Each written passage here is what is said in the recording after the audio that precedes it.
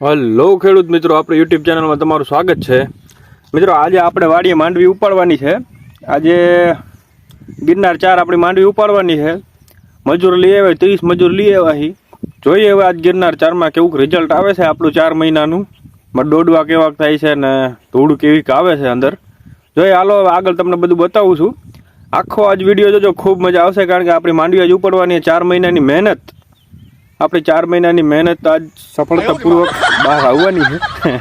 એટલે આખો વિડીયો જોજો, બહુ મજા આવશે મિત્રો. તો મિત્રો, તમે જોઈ શકો છો કે આજે ગિરનાર 4 માંડવી એક પડામાં ઉપડી ગઈ છે. હવે આ ગિરનાર 4 માંડવીમાં છે ને એક ધૂળનો પ્રશ્ન બહુ છે, જોઈ શકો છો. આ જો છે, ધૂળ બહુ રહી છે આમાં, જોઈ લ્યો. એટલે એક પડાને ઉતરી ગઈ, બીજા પડાને ઉપાડવા જાય છે. મિત્રો, આપણે માંડવી તો ઉપડી ગઈ. અત્યારે 12:30 પોણો 1 થયો ને 1 વાગ્યા આજુબાજુ બધી માંડવી ઉપડી નાખી. મૂકે ને 14 વીઘાની માંડવી હતી. 12:30 થયા ને 35 મજૂર હતા, ઉપાડી નાખી બધી માંડવી. તમારે ત્યાં આગળ હું ભાવાલા ની કોમેન્ટ કરજો, એટલે મને અહીં આગળ હું મોલ દેવાની ખબર પડે.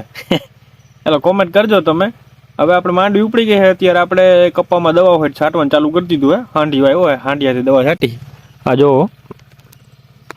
આખી માંડવી બધી ઉપડી ગઈ છે. આપણે જોઈ લ્યો છે, આખા પડાની માંડવી ઉપડી ગઈ છે. અને ઓલી બાજુ એક 7 વીઘાનું 6 વીઘાનું કટકું છે. આ કપારીઓ એ કપ્પામાં દવા છાંટવાનું ચાલુ છે અત્યારે. મારા પપ્પા રહ્યા ને, અત્યારે એ દવાનો ઘોળ બનાવે છે. આપણે જે હાંડિયામાં દવા છાંટવાની છે એનો ઘોળ બનાવીને પછી એની ટાંકી હોય ને ટાંકીમાં નાખી દેવાની, એટલે દવા મિક્સ કરે છે. જો મિત્રો, આમાં છે ને આવી રીતનો પ્રેશર પંપ હોય અને આપણે કુંડીમાં પાણી ભર્યું હોય ને પાણીમાં એનો પંપ મૂકી દેવાનો, જેથી એ પાણી પ્રેશરથી ઉપર ખેંચી લે અને એની ટાંકી ભરાઈ જાય. ટાંકી ભરાઈ જાય ને પછી એ છે ને બધી નળીઓમાં આવી જાય દવા. જો આવી રીતે આ દવા છાંટે ને એવી રીતે. જો મિત્રો, આવી રીતે હાંડીઓ દવા છાંટે અમારે અહીં કણે, જોઈ લો તમે. બે સાઈડ એના ફુવારા હોય ને હાથ હારું લેતો જાય છે.